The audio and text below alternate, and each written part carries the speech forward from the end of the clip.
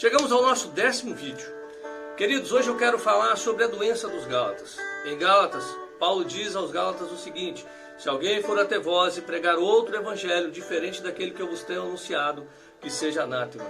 Os Gálatas, eles estavam vivendo um momento muito difícil no evangelho. Porque os Gálatas, eles acreditavam que eram salvos pela graça, mas eles acreditavam que eles tinham que cumprir a lei para ter relacionamento com Deus, para ter merecimento. Por causa disso, eles acreditavam em um momento em que Deus estava castigando porque eles tinham descumprido o mandamento. E em outro, quando eles cumpriam, eles acreditavam que Deus os estava abençoando.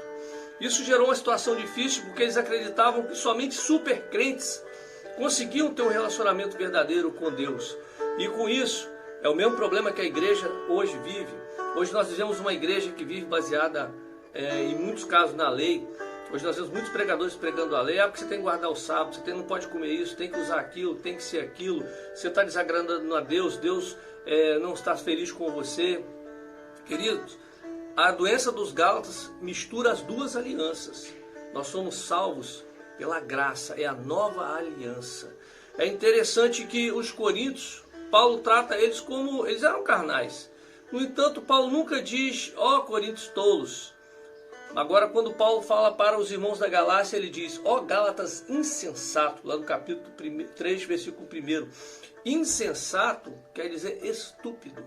Por que Paulo chama de estúpido? Ele diz assim, quem vos fascinou a vós outros, ante cujos olhos foi Jesus Cristo exposto como crucificado?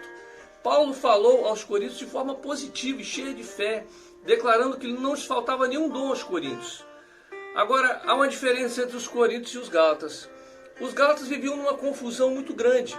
É interessante que os irmãos de Corinto, eles acreditavam na graça, eles viviam na graça, numa graça até exagerada, né? Que estavam bebendo, se embriagando, indo no templo prostituir, na ceia estavam bebendo demais, indo a tribunais uns contra os outros.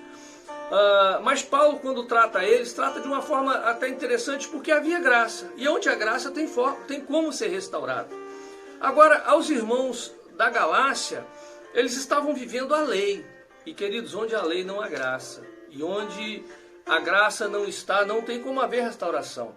Então há um contraste muito grande no que Paulo diz aos coríntios e aos gálatas. Aos gálatas, Paulo chama eles de tolos. É um tom severo, um tom duro. Ele não foi brando porque o que acontece? Se ele fosse brando, querido, haveria um problema sério para restaurar a ordem. A ordem é a graça. Queridos, eu quero dar um exemplo para vocês entenderem isso daí. Imagine, vamos supor, que lá na sua casa, os seus filhos não estão tomando banho, não foram tomar banho. Eles já estão fedendo, pois ficam vários dias sem se banharem. O problema é sério, mas depende, né? Se houver água na casa, a situação pode se resolver. Enquanto a água no chuveiro, a esperança é que eles mudem seus hábitos. Você fica triste, mas sabe que é só pegá-los e colocá-los debaixo de uma ducha bem gelada por causa desse calor, que eles vão se banhar. Aí, queridos, o que acontece? Que, todavia, se não há água na casa, os chuveiros foram removidos e seus filhos passam a dizer, ó, não precisamos mais de água para viver. Então você sabe que agora não há esperança de mudar o comportamento errado. Por quê? Porque não tem água. Quando tem graça, como eram os coríntios, tinha como resolver o problema. Agora, quando surgiu o comportamento errado dos coríntios, Paulo foi paciente com eles, pois Paulo sabia que a graça de Deus era suficiente para mudar a bagunça em que eles haviam se metido. Agora, por isso que ele fala de uma forma positiva, né?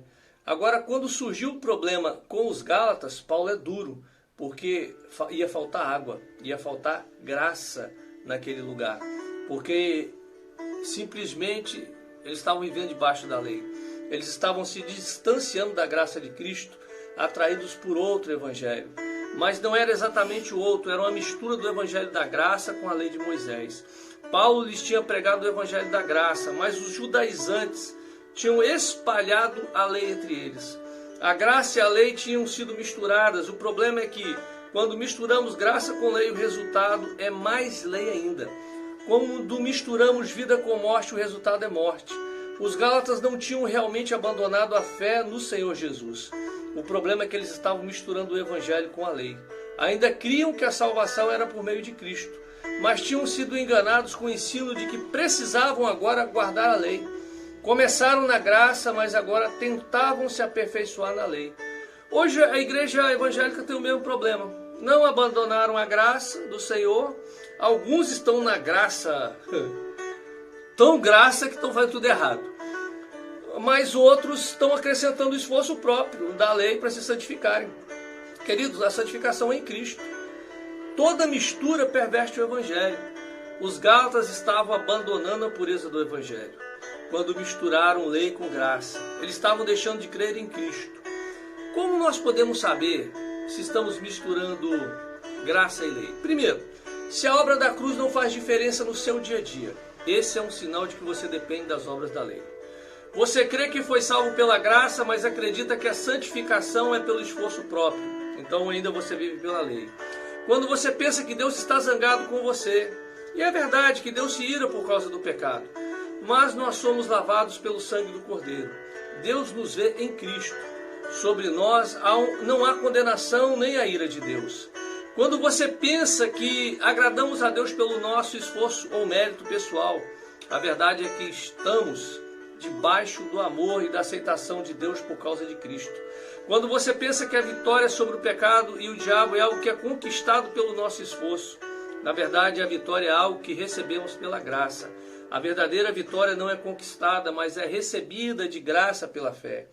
Quando você vive constantemente com um sentimento de culpa e condenação por causa dos seus pecados, quem acha que precisa se punir não entendeu que seus pecados já foram cravados na cruz.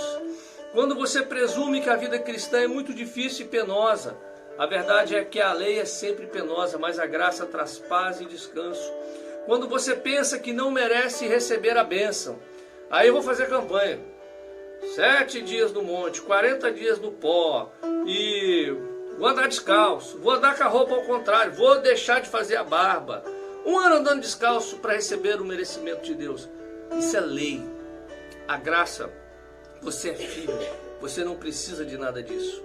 Segundo a lei, tudo depende do homem e da sua obediência. Segundo a graça, tudo depende de Jesus e do que ele realizou na cruz. A lei exige justiça, mas a graça concede justiça. A lei diz faça, mas a graça diz eu faço por vocês.